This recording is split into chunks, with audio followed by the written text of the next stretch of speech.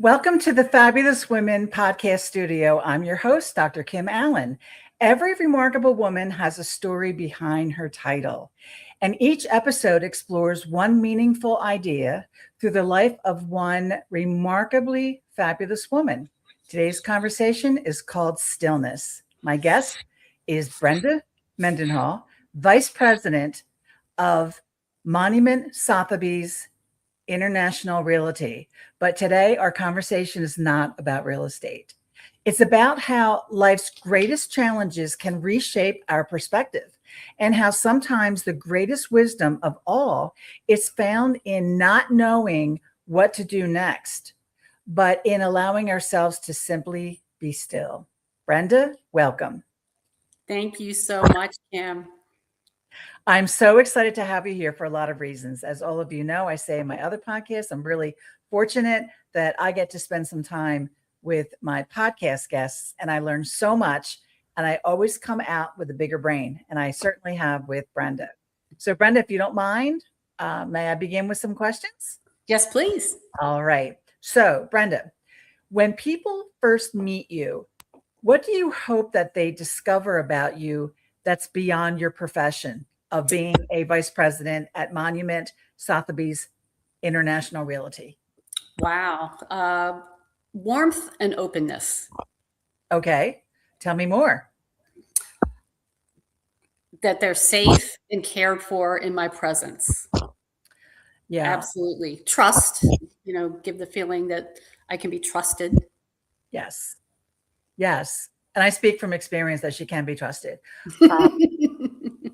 One thing about you, Brenda, when I first met you, and I'm really into this whole thing about engagement per my book right there. Right. There it is. There it is. Right. I did feel at first when I met you that you lean more towards being an introvert, yet it didn't take long at all for you to show exactly what you're talking about, that warmth that you have and the fact that people trust you, which is really, really big in real estate, and especially because of your position at Sotheby's and because of your clientele.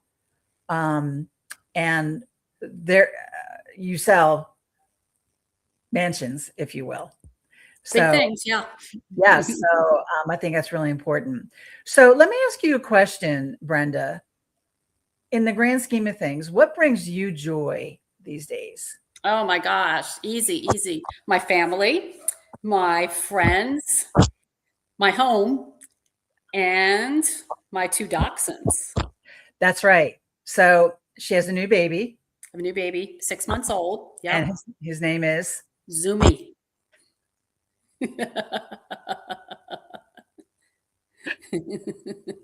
Zoomy. All right. Zoomy, so yep. What is Zoomy's brother's name? Wesley, and Wesley is 9. So Okay. yes, so we have older and baby in the house. Yes. Okay, that's a lot. Yeah. It's lively around here. It is lively around there. Yes, absolutely. So, all right. So, Brenda, recently you shared with me an Amish phrase that I haven't been able to stop thinking about. When we had the conversation, this phrase was really important, and you explained to me why it was important to you. But it has actually changed my perspective, and it has actually changed me.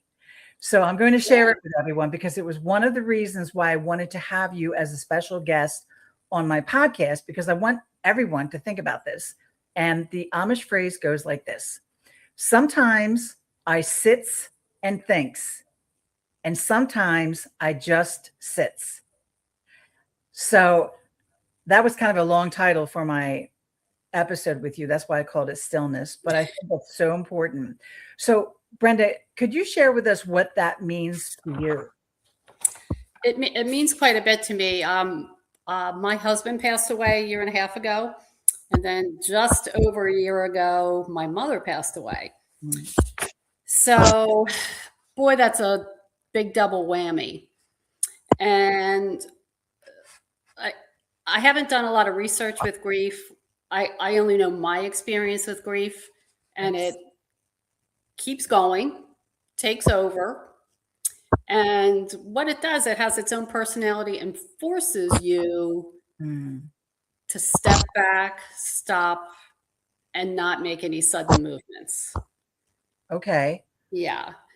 So what I'll find is I'll just be hanging out with the doggies, and I'll go, oh gosh, I wasn't even thinking about anything. I'm just being, not trying to run around, not trying to do anything. And what my experience is that that's when solutions or ideas come to me, when Okay. you allow. Wow. Okay. So let's unpack that a little bit. First of Okay, all, we can I unpack that. I want to say, Brenda, I'm so sorry to hear about the passing of your husband and then your mother. Yeah. I mean, in my life, um, my husband, I adore him, and we've married forever. Um, but I did lose my mother, and it's been, let me see, 8 years now, and I've never gotten over it. I mean, I still Mm-mm, miss her every day. mm-mm. So I understand grief. You've had a double whammy of grief. So again, I just want to say that I am so sorry that you. Thank you. Thank you. But I will say that again. I mean, there's just so much learning to take from you, because when and I've suffered even more grief this year myself. That when that happens, you're in a season that you don't know what to do. And I so appreciate that you were saying this, because I know from my experience being an executive coach and keynote speaker and all that, like we're always talking about like leadership skills and how to fortify that, right? That's Do. yeah, Yeah. yeah. And you know what? You can Google that stuff, my friend. So and save a lot of money, okay? But you can still call me if you want. But at the end of the day, it's what happens as a human being, because all those things become us, and we bring that to the table even as leaders, because we're still, what did you say? Go, do, Yes. we're all expected to do that. And you have a very big position, right? So, Yeah. you can run, but you can't hide. Right. So, right. I just think that I think that what you said is so important for us just to be in that moment, because that moment can last months too. But so Brenda, let me ask you a question. When did you first realize that you needed to stop trying to fix everything and simply sit? Not long after my husband passed, and not knowing my mother was going to pass away, it was almost like I woke up in the morning and I said, I can curl up in a ball or I can move forward. Mm, And I chose moving forward. okay. But what that looks like, it's start, stop, back, left, right, up, down. What grief gave me was, with a big old 2x4 over my head, Hmm. to stop and be and know that things would sort them out. And what I learned is, again, no research on grief, this is just my experience. Right. Just got the message that this is not the time to power through things. And grief won't let you. It will not let you. It keeps you still until things become either clear or a partial path is revealed. Hmm. That's pretty much how it went. Yeah, a partial path. Wow. Yeah, not even the whole path. Right. I love that though. Like I've never heard it put like that. And I find too that when you're going through grief, that you almost go dormant. Correct. Yeah. And it's I mean, I experienced it myself. So it's just the craziest feeling, because it's not that you're always sad or depressed, or it's just the state of being dormant. And unless people experience that, they'll never know what that feels like. But you're giving, Absolutely. right, Brenda, you're articulating it and you're giving us words, which I'm so grateful for. So, so when you're talking about going dormant, if you will, was that difficult for someone like you? Oh, absolutely. I'm a doer and a fixer and a bear and a pleaser, all those things. Yeah. Yes. So when we're talking about grief and how grief has changed us and how it's changed you, what is something that you now understand that you couldn't have understood before those losses? Shows me how resilient I am. Mm, Shows me how strong I am. you're so positive. Wow. And how, again, having made the choice to not curl up in a ball, Right. shows me how clever I can be in figuring things out. Wow. And yeah, yeah. You're giving hope to so many people that are listening to this, by the way. Oh, I'm so glad. I'm so Yeah, glad. you are. So, Because no, it's very difficult, and it's only with the year and a half time benefit that I can say that. Because yeah, believe me, I had days and days of crying and crying and crying. yes, So it's very difficult. It's very difficult. right. So you said something that makes me think this. Do you think that the healing comes from Mhm. moving forward or learning to carry life differently or both? Both. Because Okay. I feel like for me, moving forward, I do almost everything differently and yet still the same. Okay. So, yes, I still do all the same things I did to an extent, but I do them with the benefit of this experience. I don't Hmm. quite know how to say it. No, I like that. I think actually it Yeah. makes perfect sense because what you've not really gone outside the lines. You're not really, Hmm. you're staying on the same path and you're not making any sharp moves, No, which no. is really important, right? It is very important. At the It end of the is very important. wow. Yeah. Okay. Has there been a moment when stillness, Brenda, taught you more than action ever could? Maybe not in a moment, but the overall feeling that the right or next decision will come to be when it's supposed to. Mm, So there's no need to rush or live up to anybody else's expectations. It will just be what it is and when it is. right. Okay. And I'm hearing in that too that that's where the stillness comes in because you're still and you're not really worried or projecting that you're saying it's just going to come to you when it comes to you and you're just going to be ready to receive it if you will. Absolutely. Absolutely. And things have come to me at oddball times. Yeah. So, Okay. example, I had the good fortune of going to Paris a couple months after my husband died, which was Oh, wonderful. I'm just curious, was that a planned trip or you just did that on your own? I did that with a friend of mine who basically planned everything. And I just did what she told me, basically.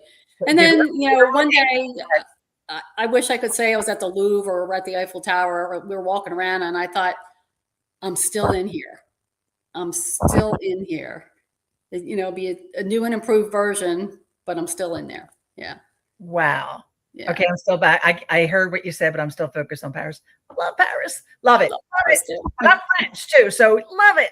Anyway, Yay. it's so cool that you did that. It's so cool that you did that, especially you said it was a couple months after your husband passed? Yeah. Hmm. Yes. Okay, that I need to vote for you for something because that is so I mean, you're still in shock at that point. And Yes. And initially I said no. But mm, then that's another thing. I need to start saying yes to everything that kind of sort of makes sense. It isn't going to kill me, right? Or be unsafe. But, I just why not? Why not go to Paris? I want to go to Paris. so if you're going to write a book, the title should be I need to start saying yes. I need to start saying yes. Yeah. That's your book. I love Yeah. that. I'll help Mhm. you write it if you Okay. want. Good. Okay. Let's do All it. right. So, okay. So, Brenda, what has become more important and what has become much less important to you at this point? My family and friends who really helped me through caring for my husband. Oh Mhm. my gosh, so much. They were up here in importance. Now they're that in importance. Mm. And my home, because my home is my project, my identity in a lot of ways. Yes.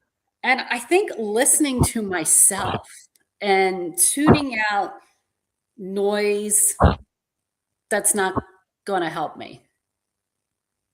Okay. Like what? So Because I Well, love. you go on Instagram and you need to Oh do yeah, this and you need to do that. You need to do the other thing. No, no, don't listen to that. yeah. Listen Okay, to myself.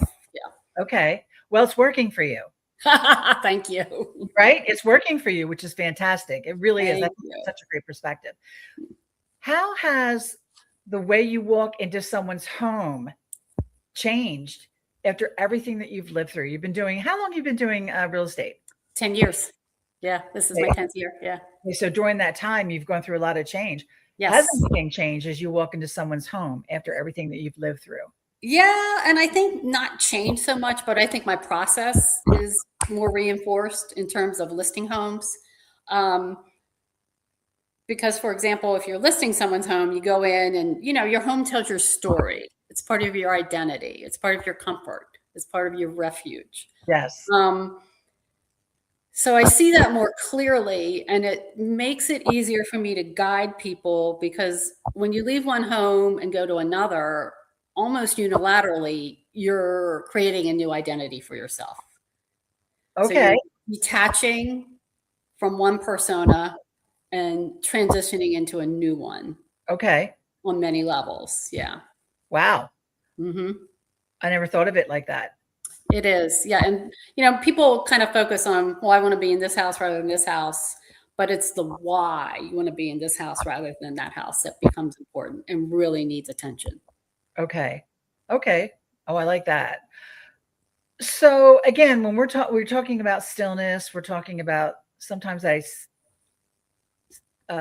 sits and thinks, and sometimes I just sit.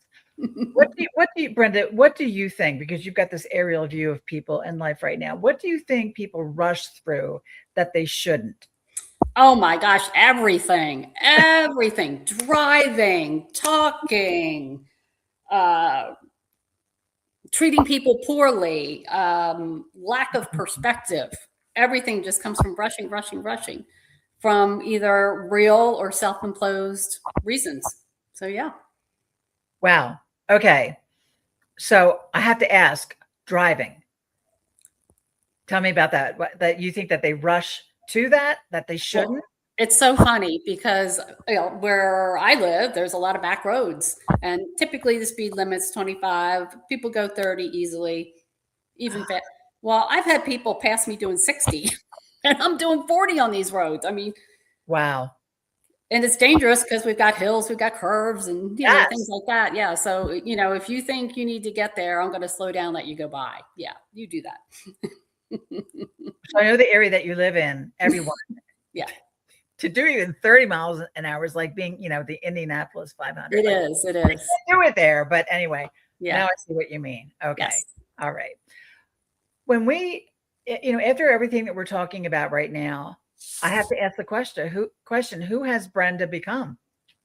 Oh, I think a better version of myself. I feel more open, have fewer limitations, self-imposed, because I think most limitations are self-imposed. Yeah, more confident in my decision making since I've made a few in the last year and a half or so. I've had to make a lot of decisions, so Mhm. decisions are more clear to me. The decisions that you're making Mm-hmm. yourself are Yeah, more clear now right. than pre-grief. I think so. I think Okay. so. And I don't know if it's a transition where, when you go from a we to a me, that's a huge transition. Mm, And all the little decisions you have to make when someone passes away, they're all on me. Nobody's helping you. So, you sure. know, carefully move through that. And then now I notice my decision process speeding up because I have the benefit of time Yes. and experience.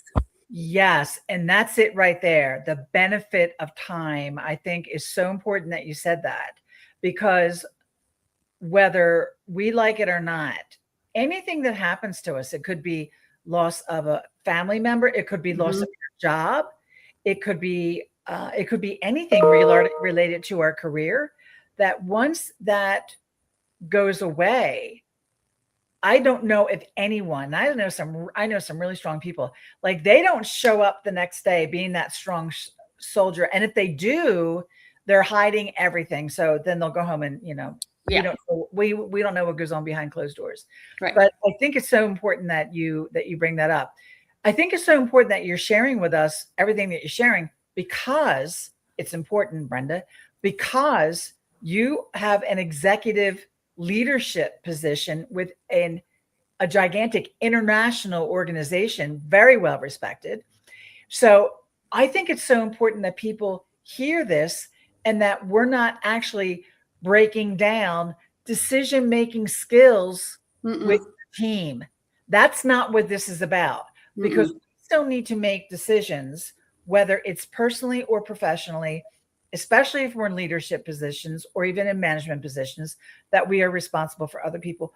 I promise you, everyone in the world I can have this conversation with if you work, because how we show up as human beings, that's the ball game right there. It really is. It right? really is. Because we're bringing all that to the table in our roles, whether we're working by ourselves, whether working for organizations, whether showing up in person, whether we're showing up on Zoom calls, we're bringing all of that to the table. Yes. People like me, all right, I'm trained to see right through it, and I get that.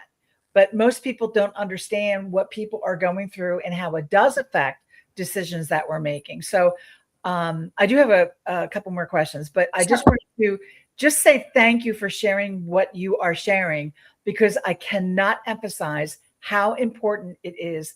Leadership skills, you can Google all that stuff, my friend. Right? But I will tell you, right, what we're looking at right now about human nature, that is the most important part behind the leadership skill that we have or that we're trying to learn. So, all right, Brenda, as we start to close here, I do have a question for you, that if someone listening today is in a season where they don't know what to do, what would you want them to know? It is okay to slow down, let the answer come to you, whether that takes an hour, days, weeks. If the answer is not clear, you're not there yet. Wow, that is so true. And very interesting that you may not know this about me, that one of my mantras is, for anything in life, when in doubt, don't. You don't feel good about that person, they'll be their best friend. You don't feel good about taking that job, don't take it. If you and I, as women, we're shopping, right? And you've got 2 dresses and you're not sure about the one, go for the other one, right? Exactly. I love what you just said, because you know what? It's so true that, you know what? It just may not be your time or be the time, right, to make that decision, because it hasn't come to you yet. And again, yeah, I'm also hearing an underlying theme of this conversation about time, and that time heals all wounds. Yeah, but that gauge of time could be, right, the range for people. We don't know what that is. And it's flexible, and it just is what it is. You can't make it anything else. I agree with you completely. So, all right. So the last thing I want to do with you, Brenda, the final thing I want to say to you, would you share that Amish phrase with us one more time? Yes, indeed. Sometimes I sits and thinks, and sometimes I just sits. And there you have it, everyone. What a beautiful way to end a podcast. I still remember sitting with Brenda and she said that to me, and that's really was the lightning bolt for me. So Brenda, thank you so much. Thank you. Guest, you are amazing. I appreciate you. You are truly a fabulous woman. And thank everyone for watching and listening, and for joining us at the Fabulous Women Podcast Studio. I believe that we are here as women to love, support, and promote other women, making our lives and our careers a little bit less difficult and a lot more meaningful. If today's conversation inspired you in any way, share it with another remarkable woman. Until next time, stay fabulous.